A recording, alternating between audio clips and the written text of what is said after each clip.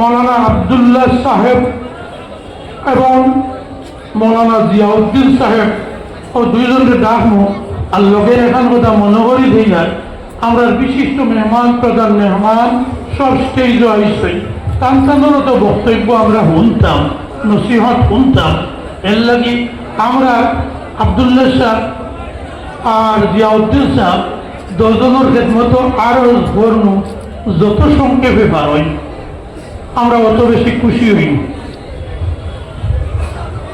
আমরা জিকির করার থাকি আলহামদুলিল্লাহ কাফা ওয়া সালামুন আলা ইবাদিহিল্লাযীনা ইসতাফা আম্মা বা'দ আউযু বিল্লাহি মিনাশ শাইতানির রাজীম বিসমিল্লাহির রাহমানির রহিম ফালাউলা নাফারা মিন কুল্লি ফিরকাতিন মিনহুম তা'iফাতুন লিয়াতাফাক্কাহু ফিদ-দীন ওয়া লিয়ুনযিরু কওমাহুম ইযা রাজাউ ইলাইহিম।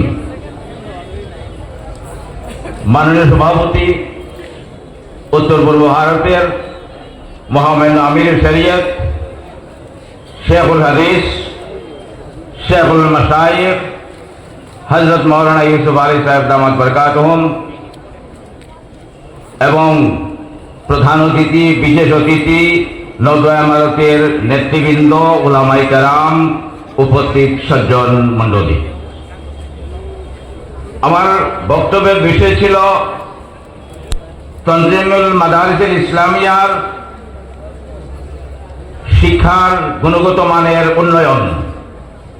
এই বিষয়ে আমি এই মুহূর্তে আলোচনার অবকাশ নেই, শুধু এটুকুই বলবো দ্বীনি তালিমের প্রয়োজন রয়েছে এবং সেই দ্বীনি তালিমের প্রয়োজনীয়তা মেটায় দ্বীনি মাদারিস। আর সেই দ্বীনি মাদারিসকে যদি উন্নয়নের দিকে আমরা নিয়ে না যাই, তার গুণগত মান যদি উন্নয়ন না করি, তাহলে সঠিকভাবে দ্বীনের দায়ী দ্বীনের আলিম তৈরি হবে না। এজন্য আমরা এই কওমি মাদারিস তার উন্নয়ন করার জন্যে সর্বপ্রথম একটা জিনিস, তার শিক্ষাগত মান উন্নয়ন করতে শিক্ষকের উন্নয়নের প্রয়োজন। আর সেখানে যাতে আমরা যারা কর্মকর্তা রয়েছেন প্রত্যেকটা মাদ্রাসার, তাদের কাছে আমার বিনম্র আবেদন থাকবে, আপনি শিক্ষক নিয়োগ করার সময় তার গুণ দেখুন, তার জ্ঞান দেখুন, তার মধ্যে প্রশিক্ষণ আছে কিনা দেখুন, আপনার আত্মীয় কিনা সেদিকে লক্ষ্য রাখবেন না। তাই শিক্ষক নিয়োগে স্বজন পোষণ না করে উপযুক্ত শিক্ষক নিয়োগ করেন এবং মাদ্রাসার প্রতি লক্ষ্য রাখুন।